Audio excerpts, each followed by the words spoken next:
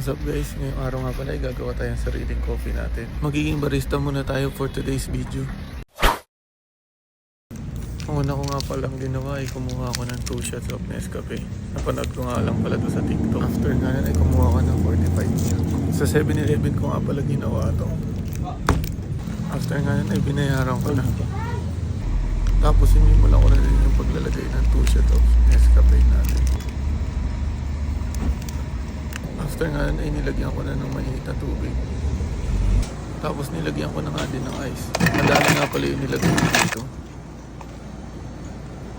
Tapos hinalo ko na nga dito yung gatas. After nga nun ay humingi ako ng sugar syrup sa kanila. Hindi ko na nga na-video. Ito na nga yung finished product.